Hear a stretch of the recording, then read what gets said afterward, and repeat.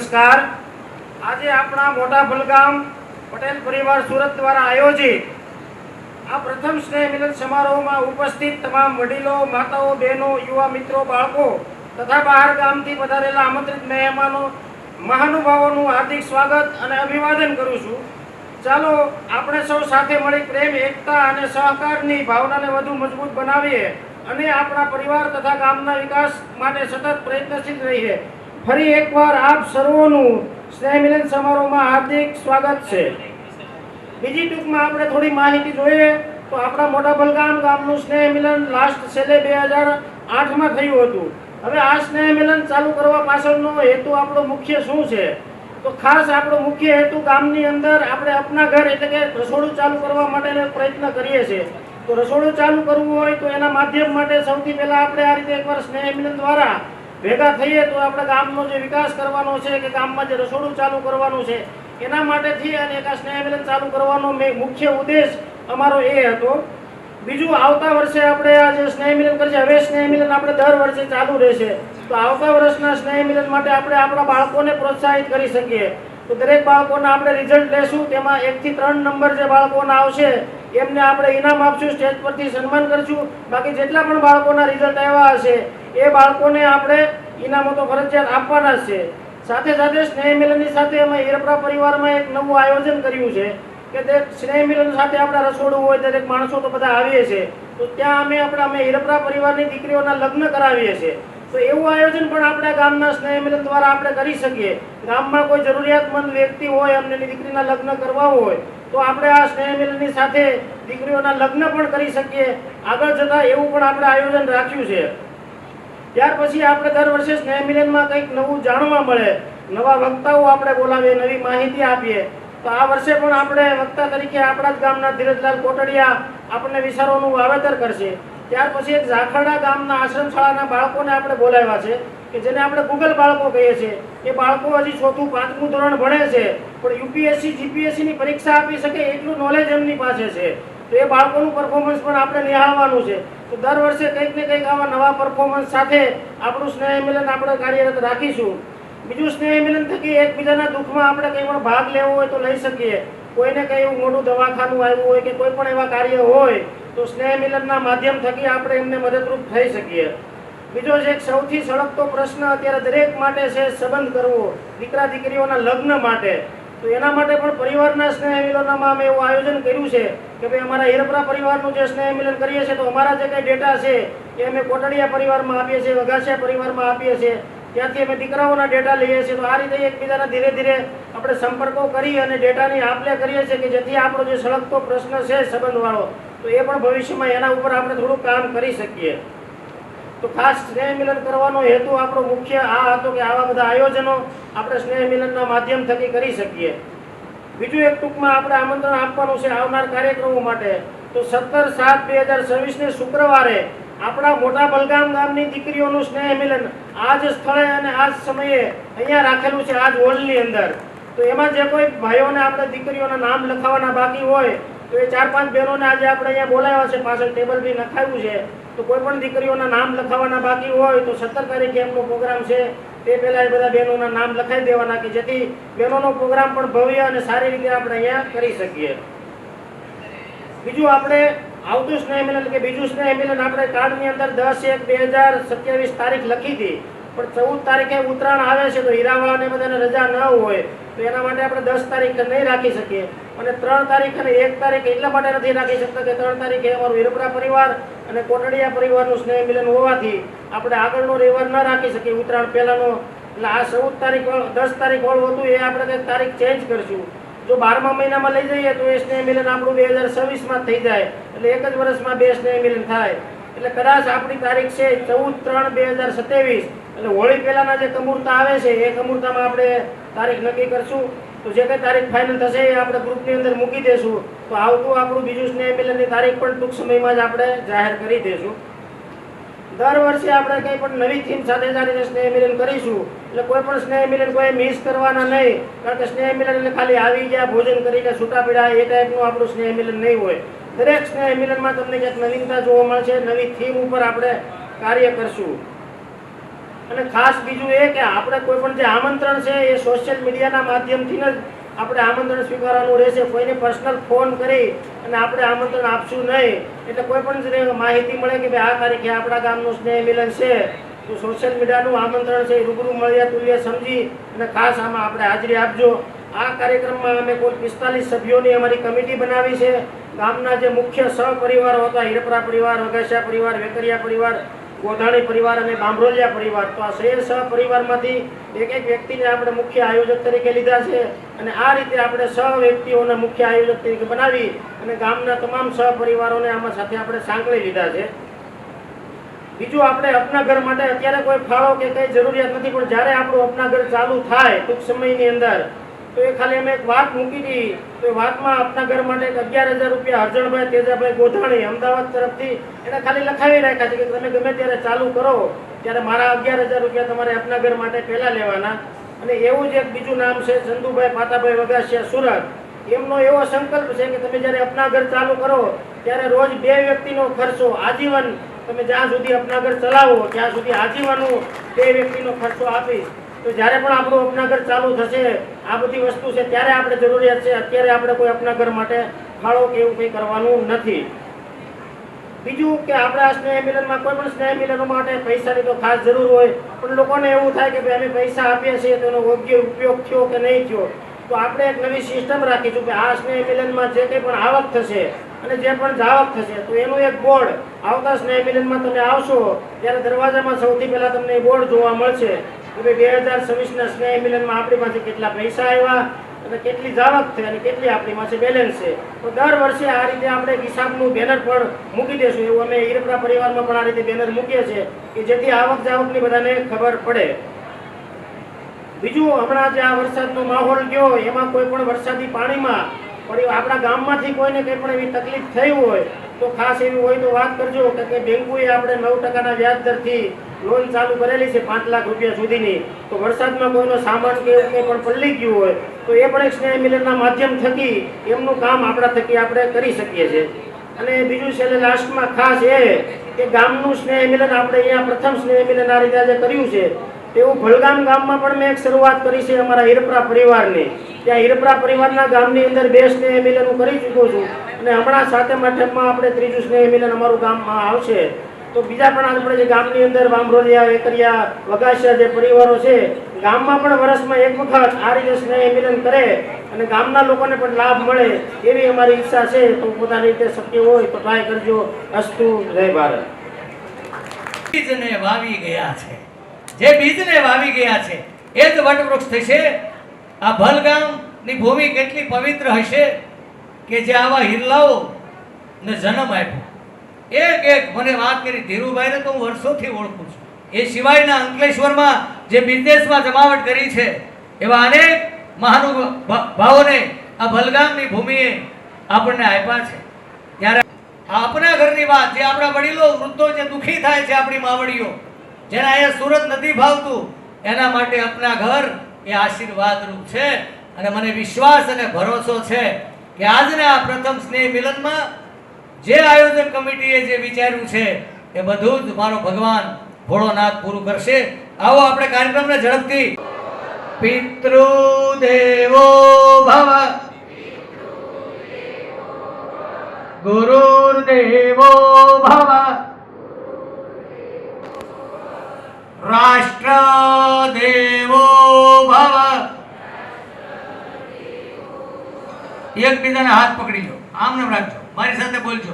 જય સરદાર, જય સરદાર, જય પાટીદાર, જય પાટીદાર.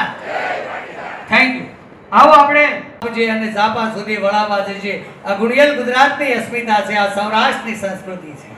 આવો અહીંયા એનું નામ જ ધીરજ છે. જેનામાં ધૈર્યતા હોય ને, જેનામાં સબર હોય ને, સબર, એ જ વ્યક્તિ ઊંચાઈ સુધી પહોંચી શકે. જે ધરતી ઉપર પગ રાખી શકે એ જ અફાટ આકાશને આંબી શકે. હું એમ કહીશ ધીરજભાઈ કોટડિયા માટે કે આ ભલગામનું ભૂષણ છે, આભૂષણ છે. ભલગામનું નહીં, એ ભારતનું આભૂષણ છે. લાખો કરોડો લોકોના હૃદયમાં એની સ્પ્રિંગ થપકે છે, એટલે તો લોકો જીવે છે. એવા સહજાનંદ ટેકનોલોજીના નામે અને પાછા એ વેલ એજ્યુકેટેડ છે. એ મને કહેતા હતા આ કાંઈ સ્પ્રિંગ એમ નથી બની ગઈ. 2-3 વર્ષ એણે સતત રાત દિવસ 18 કલાક કામ કરી, રિસર્ચ કરી આ સમાજને જીવંત રાખવાના કેટલી બધી તમને દુઆઓ મળતી છે. કારણ કે એટેક આવે પહેલા જતા રહેતા હતા, હવે આ સીધી સ્પ્રિંગ મૂકી દે, માણસ જીવી જાય. સ્પ્રિંગની કેવી તાકાત છે તો એ માણસની કેવી તાકાત હોય હે. એવા ધીરજભાઈ કોટડિયા આપણું ગૌરવ છે. અને વિશેષ એની વાત કરું કે અમારે હળિયાદ ગામના વતની, વલભીપુર તાલુકાનું હળિયાદ ગામ છે, એના કેશુભાઈ કોટી છે. એમને ડાયમંડનો બિઝનેસ છે. એ માત્ર 3 ચોપડી ભણેલા છે. એને એક વિચાર આવ્યો. આ હું એટલા માટે વાત કરું છું, એક માણસ શું કરી શકે, એક વિચાર શું કરી શકે.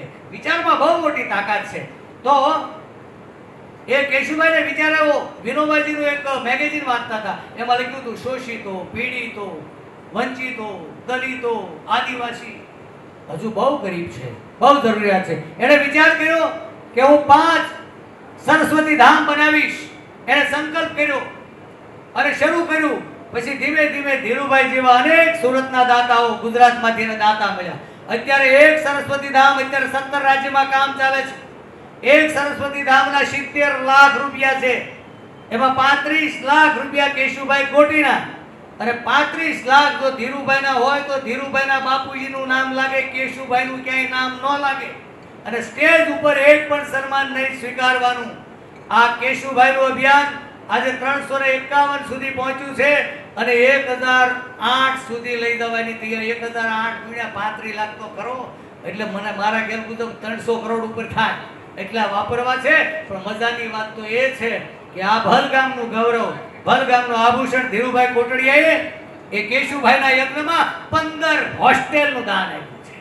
15 હોસ્ટેલના ભાગીદાર બન્યા છે. એવા આદરણીય ધીરુભાઈ કોટડિયાના સન્માન કરવા માટે હું 106 મિત્રો જે કમિટી મેમ્બર છે, ભાઈ શ્રી હિતેશભાઈ, કિશોર, મહેમાનો, વડીલો તેમજ ભલગામ પરિવારના સમસ્ત ભાઈઓ અને બહેનો, હું આપનું હાર્દિક સ્વાગત કરું છું. આજે સમસ્ત ભલગામ પરિવારનો પહેલો સ્નેહ મિલન. તે જ ઉપસ્થિતિએ હું તમને આખા ભારતનો ઇતિહાસ એક કાવ્યમાં સમજાવવા માગું છું. મારું નામ વગાસિયા જોનસી ચિરાગભાઈ છે. મારા કાવ્યના શબ્દો છે, आओ बच्चों तुम्हें दिखाए झाके हिंदुस्तान की, आओ बच्चों तुम्हें दिखाए झाके हिंदुस्तान की, इस मिट्टी से तिलक करो यह धरती है बलिदान की, इस मिट्टी से तिलक करो यह धरती है बलिदान की. उत्तर में रखवाली करता पर्वत राज विराट है, दक्षिण में चरणों को धोता सागर का सम्राट है. जमुना जी के तट को देखो गंगा का ये घाट है, बाट बाट में हाट हाट में यही निराला ढाट है. देखो ये तस्वीरें अपने गौरव के अभिमान की, इस मिट्टी से तिलक करो यह धरती है बलिदान की. यह है अपना राजपूताना नाच जिसे तलवारों पे, जिसने सारा जीवन काटा बरछी तीर कटारों पे. ये प्रताप का वतन पाला है आज़ादी के नारों पे, कूद पड़ी थी यहाँ हजारों बदमन यहाँ इस अंगारों में. कण कण से बोल रही है कुर्बानी राजस्थान की, इस मिट्टी से तिलक करो यह धरती है बलिदान की. देखो मुल्क मराठों का यहाँ शिवाजी डोला था, मुगलों की ताकत को जिसने तलवारों पे तोला था. हर पर्वत पे आग जली थी, हर पत्थर एक सोला था, बोली हर हर महादेव की, बच्चा बच्चा बोला था. शेर शिवाजी ने रखी थी लाज हमारे शान की, इस मिट्टी से तिलक करो यह धरती है बलिदान की. जलियांवाला बागे देखो यही चलती थी गोलियाँ, ये मत पूछो किसने खेली यहाँ खून की होलियाँ. एक तरफ बंदूक दंडन एक तरफ थी टोलियाँ, मरने वाले बोल रहे थे अंक लाभ की बोलियाँ. यहाँ तक बहनों ने भी लगा दी बाजी अपने जान की, इस मिट्टी से तिलक करो यह धरती है बलिदान की. ये देखो बंगाल यहाँ का हर छप्पा हरियाणा है, यहाँ का बच्चा बच्चा अपने देश पे मरवाला है। यह देखो बंगाल, यहाँ का हर छप्पा हरियाणा है। यहाँ का बच्चा बच्चा अपने देश पे मरवाला है। ढाला है इसको बिजली ने, भूचालों को पाला है। मुट्ठी में तूफान है और प्राण में ज्वाला है। यह जन्मभूमि है हमारे महान वीर सुभाष की। इस मिट्टी से तिलक करो, यह धरती है बलिदान की। वंदे मातरम, वंदे मातरम। હવે કાવ્યના અંતમાં હું એક વાત કહેવા માંગુ છું। चाहे हमारे देश में पेट्रोल 500 हो जाए या सिलेंडर 5000 हो जाए, लेकिन ये 3 चीज़ों की कीमत कभी भी नहीं बढ़ी थी। पहली, गरीबों की जान की कीमत। दूसरी, किसानों की मेहनत की कीमत। तीसरी, अंतिम और आखिरी, लड़कियों की इज्जत की कीमत। वंदे मातरम कहीने હું મારા શબ્દોને અહીંયા વિરામ આપું છું। ધન્યવાદ। અહીંયા જે દાતાઓ બેઠા છે, તમારા માત પિતાના સ્મરણાર્થે તમારું વતનનું ઋણ હોય છે, માત પિતાનું ઋણ હોય છે। આપ ખૂબ સમજદાર છો, ત્યારે આપને મારી કરબદ્ધ પ્રાર્થના છે કે તમને ઈશ્વરે ખૂબ સારું આપ્યું છે, સાથે સદવિચાર આપ્યા છે। તો ભલગામ માટે સ્નેહ મિલનના દાતા બનવા માટે હું આપને વિનંતી કરું છું। આવો, હું ધીરુભાઈ કોટડિયાને વિનંતી કરીશ કે આપણું ગામ છે, આવો આપણે વિચારોનું વાવેતર કરીએ અને સાથે સાથે પછી ધીરુભાઈ છેલ્લે આપણે પ્રશ્નોત્તરીનો પણ સમય આપજો। ધીરુભાઈ। ગણિત્વાન તદીય સદ્ગુણમનુમપ્યકુલમ હિ મન્યતે સહજાનંદ ગુરુમ ભજે સદા। માતાઓ, બહેનો, દીકરીઓ, દીકરાઓ, જય સ્વામિનારાયણ, જય શ્રી કૃષ્ણ, જય માતાજી। જીતુભાઈ મકવાણા જેવા પ્રખર સભા સંચાલક હોય ત્યારે કેમ બોલવું એ અઘરું પડે એવું લાગે છે, પણ છતાંય તમારા બધા માટે 2 દિવસથી તૈયારી કરીને લાવ્યો છું। બધું મને હોમવર્ક, ઘરકામ આપેલું કે વિચારોનું વાવેતર કરવાનું છે, એટલે જેટલું વિચારી શકાય એટલું લખી નથી શકાતું, જેટલું લખી શકાય એટલું બોલી શકાતું નથી, જેટલું બોલી શકાય એટલું પાળી શકાતું નથી। એ ન્યાયે મારા વિચારો મેં ટપકાવ્યા અને કીધું ભાઈ વાત કરતા કરતા પાછું ભૂલાઈ ના જાય, પાઘડીનો વળ છેડે પહોંચવો જોઈએ, એટલે થોડી તૈયારી કરીને આવ્યો છું, થોડા મુદ્દાઓ લખીને આવ્યો છું। હું તમારી વચ્ચે એક ભલગામનો દીકરો છું, માત્ર એક ભલગામનો દીકરો છું, એ ન્યાય ઊભો છું। હું કોઈ વિશેષ વ્યક્તિ નથી, હું પણ તમારામાંથી જમીન ઉપરથી જ આવ્યો છું। નાનપણમાં ચડ્ડી પહેરી હતી તો એમાં કેટલા થીગડા હતા અને કેટલા ઓરિજિનલ કાપડ હતું એ ખબર નથી, એ ન્યાય જ ઉપર આવ્યો છું। પણ અત્યારના યુવાનોને તો એ ખબર ન હોય કે થીગડું મારેલું કપડું પહેરાય ખરું એમ, કારણ કે એક બટન તૂટી જાય તો બી એ શર્ટ પછી બાજુમાં જતું રહેતું હોય છે। અત્યારે આપણે છતના જમાનામાં જીવીએ છીએ, અત્યારે સાચા અર્થમાં સતયુગમાં જીવીએ છીએ। આમાં જે વડીલો 75-80 ની આજુબાજુના હશે અને ગામડેથી આવ્યા છે, એમને ખબર છે કે આપણે જ્યારે નાના હતા, કે તમે નાના હતા ત્યારે આપણી કોઈ સલામતી નહોતી। ગામમાં ગુંડા તત્વો આવે, વાડીમાંથી ગમે તે આપણું લઈ જતા, ડફેરો આવતા આપણી બાજુ, તો ખળા સમયે ડફેરો આવીને લઈ જતા, વાડીની અંદર કોઈ સામાન સલામત નહોતો। એમાંથી આ 70 વર્ષની યાત્રા તમે જુઓ તો અત્યારે આપણે સાચા અર્થમાં સતયુગમાં જીવીએ છીએ। કોઈ પણ જાતની અછત નથી, તમામ વસ્તુની છત છે। કોરોના વખતે સરકારે 60 કરોડ લોકોને અનાજ પૂરું પાડ્યું। આ માનવ સમાજનું અસ્તિત્વ આવ્યા પછીનું કોઈ મોટું કાર્ય હોય તો આ એક મોટું કાર્ય હતું। અત્યારે 60 કરોડ લોકોને સરકાર હોસ્પિટલના બિલો ભરી આપે છે। આ કોઈ કલ્પનાબારી વાત છે। 60 કરોડ લોકો, તમે બધા જ આયુષ્યમાન ભારતનું કાર્ડ ધરાવતા હશો કે જેમાં 10 લાખ રૂપિયા સરકાર વાર્ષિક પેટે, કુટુંબ પ્રત્યે કે વ્યક્તિ પેટે કંઈ આપી રહ્યા છે, રાઈટ? તો અત્યારે આ સમયમાં આપણે પહોંચી ગયા છીએ, પણ હવે આ સમયને કેમ પચાવવો, અને એમાં આપણા જીવનને કેવી રીતે વ્યવસ્થિત કરવું એના માટે થોડાક વિચારો મેં લખ્યા છે.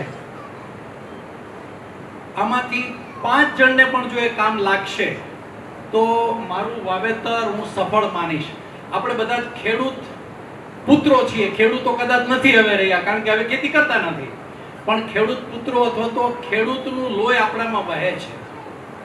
આપણે ઉનાળામાં ખેતીને તૈયાર કરીએ છીએ, ખતરાવીએ છીએ, વાવણી ટાણે બીજ વાવીએ છીએ અને બીજે દિવસે પાક લેવા દોડી નથી જતા.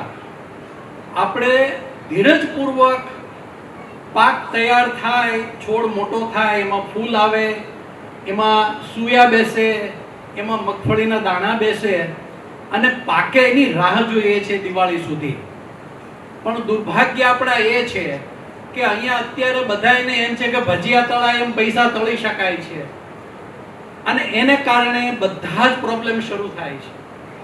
તો આજે જે હું વાત કરવા માંગુ છું, માણસ ક્યાં રહે છે તેનાથી તેની ઓળખ પૂર્ણ થતી નથી.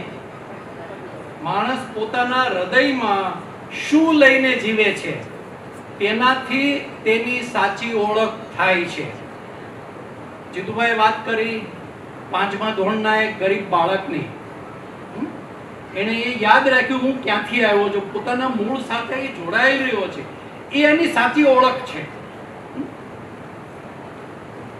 આપણા પૂર્વજો અને એના પરિશ્રમો એને ક્યારે ભૂલતા નહીં.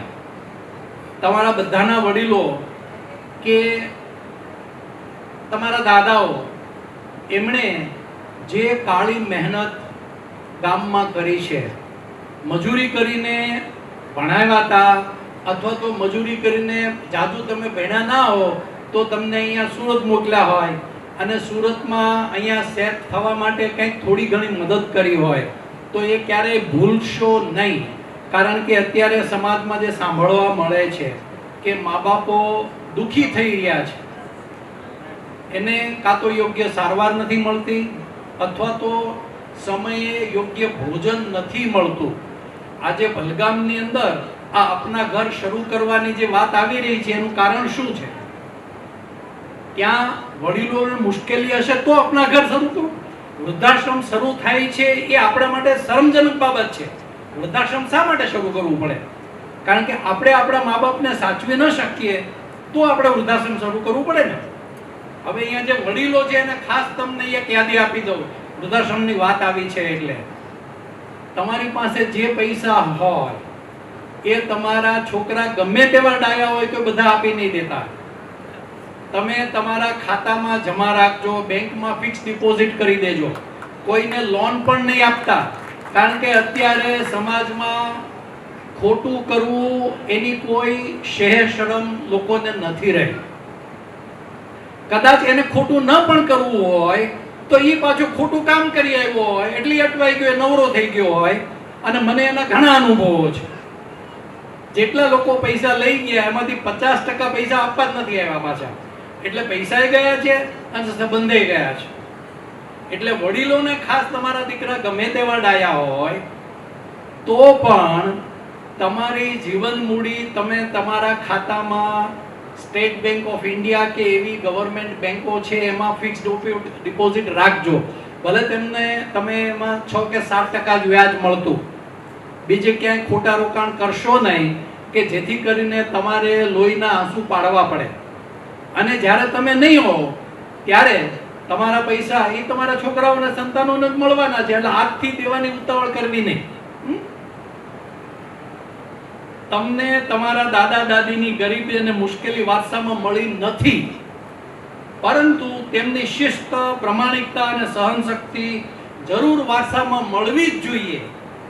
એમણે જે મહેનત કરી છે અને ઉછેરીને મોટા કર્યા છે, જો એને ભૂલી જશો તો તમે અત્યારે એનું ગઢપણ બાળવાનું ભૂલી જશો.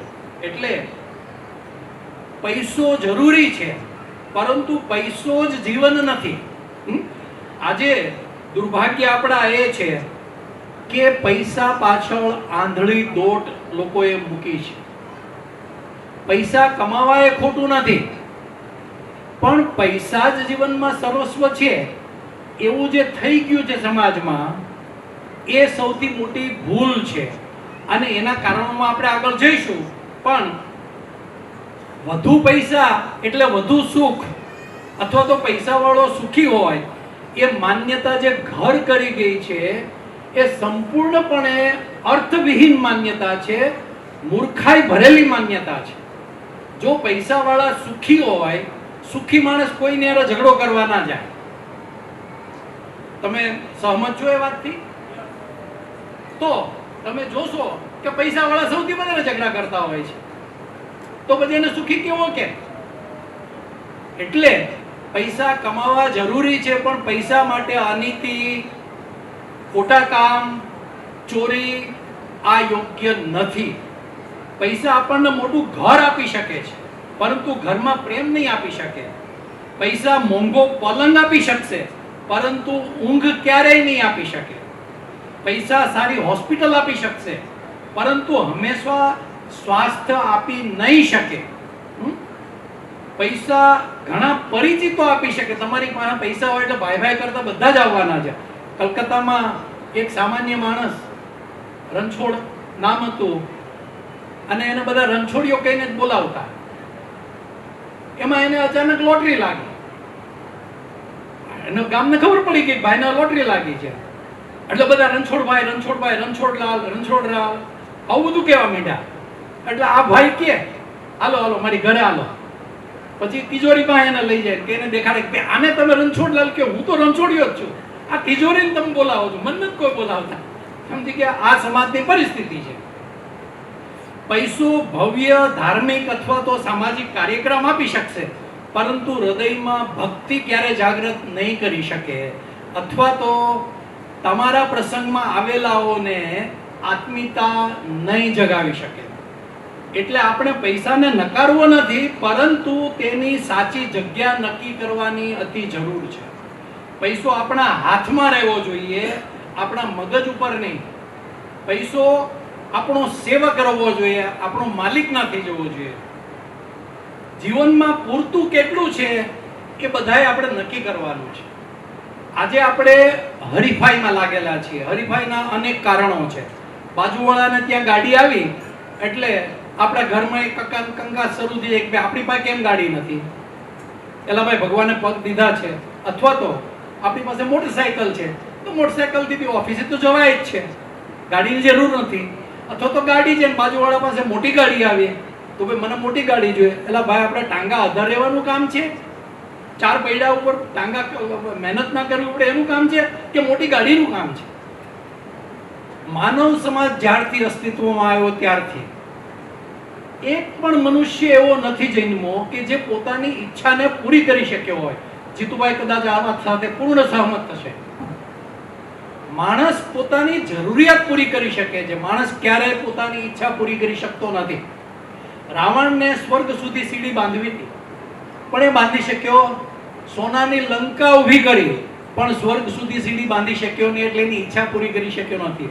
એટલે ખાસ બહેનોને, ભાઈઓ તો કામમાં સવારથી સાંજ સુધી મહેનત હોય, પણ જે બહેનો ઘરે હોય અને ઇન્સ્ટાગ્રામ ઉપર આમ આંગળી ફેરવા કરતા હોય તો મહેરબાની કરીને આંગળી ફેરવવાનું ઓછું કરજો. કારણ કે બાજુવાળી કેવી સાડી પહેરી છે તરત જ સાડી લેવાનું મન થશે. બાજુવાળાને ત્યાં કેવા ઘરેણા છે તો તરત જ ઘરેણા લેવાનું મન થશે. અને કજિયા કંકાસ એમાંથી જ શરૂ થાય છે. કારણ કે આજે આપણને જરૂરિયાત માટે કોઈ મુશ્કેલી નથી.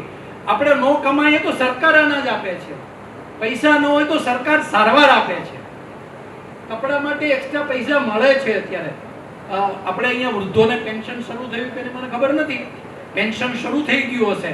અને વૃદ્ધો માટે સહાય માટે આપણે કિરણ હોસ્પિટલમાં અલગ અલગ સહાયો માટેની જે સ્કીમો છે એની સમજણ માટેનો આખો ડિપાર્ટમેન્ટ ચાલે છે. એટલે કતારગામમાં જે આપણી કિરણ હોસ્પિટલ છે ત્યાં જઈને એની પણ સમજ લાવી શકો છો તમે. એટલે આજે આપણે ગામડામાંથી, અને એમાં આપણું ગામ તો વડીલોને ખબર હોય, આપણું ગામ ધાર ઉપર આવેલું છે. આપણા ગામના એવા પણ અમુક ઘરો છે કે જે ઘરનું અડધું પાણી ઓજતમાં આવે અને અડધું પાણી આમ પેલી આપણે ધારીમાંથી નદી નીકળી, કઈ નદી ભૂલી શેત્રુંજી, શેત્રુંજીમાં ગાગડીઓ ગડગડીઓ કે એમાં જાય છે. એટલે કે આપણા ગામમાં એક જમાનો એવો હતો કે આ ગામમાં કોઈ દીકરી દેતા નહીં. શું કરવા?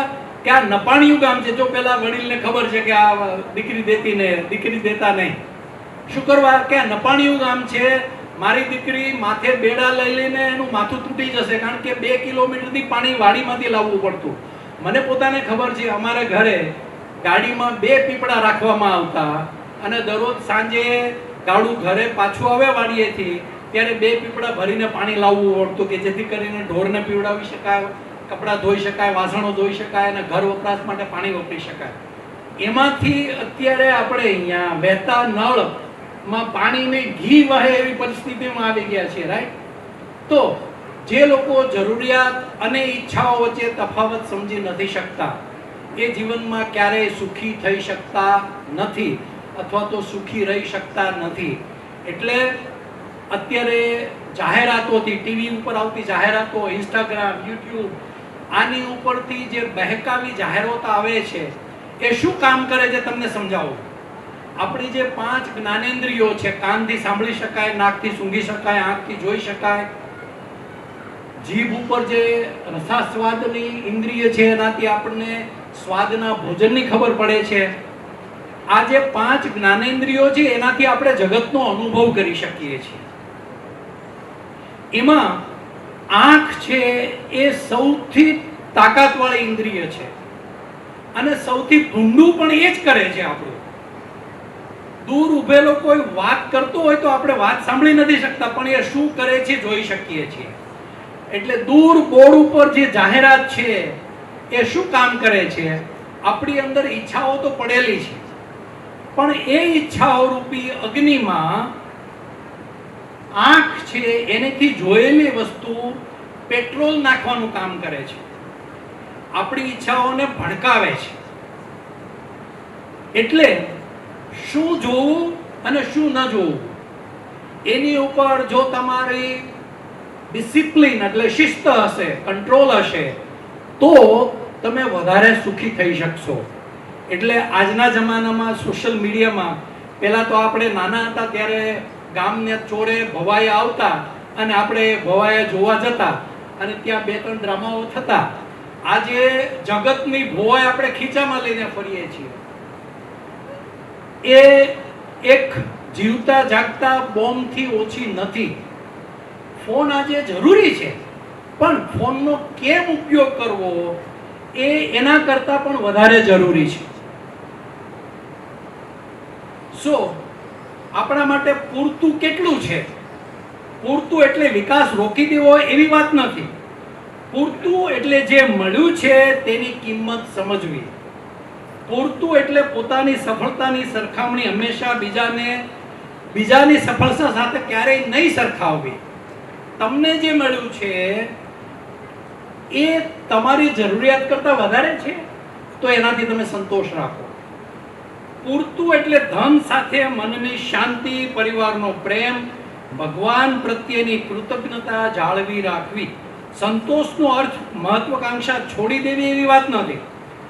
સંતોષ એટલે ચિંતા વગરની મહત્વકાંક્ષા અને અહંકાર વગરની સિદ્ધિ. એનું નામ સંતોષ છે. આપણે ઘણીવાર શું વિચારતા હોઈએ કે આ એક કામ પૂરું થઈ જાય ને પછી જલસા જ છે. અત્યારે લાખ રૂપિયા કમાતા હોય તો એમ થાય કે 10 લાખ કમાય ને પછી કોઈની હાડી બાર ના દે, પછી નિરાતે આનંદ લેશું. ન કરે નારાયણને જો 10 લાખ મળી ગયા તો તરત જ તમારી નજર બીજી 10 ગણી થશે કે હવે કરોડ રૂપિયા મળે ને પછી આપણે આનંદ કરશું. એટલે આપણી મૂર્ખાઈ શું છે? કાં તો આપણે ભૂતકાળને કોસીએ છીએ, ભૂતકાળને રિગ્રેટ કરીએ છીએ. એના માટે પસ્તાવો કર્યા કરે. મેં જો અહીંયા 5 વર્ષ પહેલા જમીન લઈ લીધી હોત ને તો લંકા લાગી જાત. બરાબર છે? એના અફસોસમાં આપણો સમય વિતાવીએ છીએ. અથવા તો ભવિષ્યના સ્વપ્નાઓ જોતા આપણે સમય વિતાવીએ છીએ. અને આપણા હાથમાં શું છે? આજની ક્ષણ ખાલી આપણા હાથમાં છે. હવે અહીંથી બહાર નીકળાશે કે નહીં આપણા કોઈના હાથમાં છે? મેં ઘણા લોકોને જોયા છે, કારણ કે હાર્ટ એટેકમાંથી બહાર કાઢવાનું મારું કામ છે. ઘણા લોકોનું જો વાતો કરતા કરતા ઉકલી ગયા હોય, હે, અને મોટી મોટી યોજનાઓ બનાવતા હોય, તો એ યોજનાનું શું થવાનું? એટલે જેને ખરેખર નૈસર્ગિક જીવન જીવવું છે, એમણે જે ક્ષણ તમારા હાથમાં છે એ ક્ષણનો પૂરો આનંદ લો. અત્યારે તમે તંદુરસ્ત છો એનો આનંદ લો. તમારી પાસે આજે ખાવાનું મળી ગયું છે તો એને આનંદથી ખાઓ. ફોન કરતા કરતા કોકને યાર ઉઘરાણી કરતા કરતા ખાઓ, એટલે તમને ખબર જ ન હોય કે ઘરવાળીએ બિચારીએ સવારથી મહેનત કરીને કેટલું સુંદર ભોજન બનાવ્યું છે. તમે જમતા જમતા જો તમારા પરિવારે જે ભોજન બનાવ્યું છે એને આદર નથી આપી શકતા, તો તમે ભોજન નથી કરતા. તમે પેલા કોથળાની અંદર જેમ અનાજ ભરે એમ તમે તમારા મોઢામાં અનાજ ભરો છો. જમતા જમતા આપણી ફરજ છે કે આપણા પરિવારના વખાણ કરવા. તમારા પત્ની હોય કે તમારા બેને ભોજન બનાવ્યું હોય કે તમારી મમ્મીએ ભોજન બનાવ્યું, ઓ આજે તો બહુ સરસ ખાવાનું બનાવ્યું, ભલે મીઠું ભૂલી ગયા હોય નાખવાનું, પણ તમે એને આવકાર આપો, એનો માન આપો. ઓ બહુ સરસ ખાવાનું બનાવ્યું, મજા આવી ગઈ. આવું તો ક્યારેય ખાધું નથી. દરરોજ એવું કહેવાનું, દરરોજ એવું જ કહેવાનું. કારણ કે દરરોજ આપણે ભોજન કરવા બેસીએ ત્યારે આપણા ઘરના જે મહેનત કરીને આપણે માટે ભોજન બનાવે એને બી અપેક્ષા હોય ને કે મારા માટે બે સારા શબ્દો કે. હું મારા ઘરના દરરોજ 10 વાર થેન્ક યુ કહું છું, ઓછામાં ઓછું. હા, એટલે થેન્ક યુ એ જે આભાર વ્યક્ત કરવાનો ભાવ ક્યારે આવે કે ત્યારે આવે કે એને તમારા માટે કંઈક સારું કર્યું છે. આપણને કોઈક રસ્તો બતાવે આપણે થેન્ક યુ નથી કહેતા ને. આભાર હંમેશા વ્યક્ત કરતા શીખો. સો કરંટ મોમેન્ટમાં રહેવું એ સુખી થવાનું સૌથી મોટું સાધન છે. ભૂતકાળ એ શિક્ષક છે, ભવિષ્ય એ જવાબદારી છે, પરંતુ વર્તમાન ક્ષણ જ જીવન છે કે જે તમારા હાથમાં છે. એટલે વર્તમાનને ચૂકીને તમે ખોટા સ્વપ્નાઓમાં રાચવાનું બંધ કરો. આ જ જીવન છે. સુખ માટે હંમેશા કોઈ મોટી ઘટના જોઈએ એવું નથી. ક્યારેક સુખ ગરમ રોટલીમાં પણ હોય છે, ક્યારેક માતાના આશીર્વાદમાં હોય છે, ક્યારેક પિતાની જૂની વાતમાં હોય છે, ક્યારેક બાળકના નિર્દોષ હાસ્યમાં હોય છે.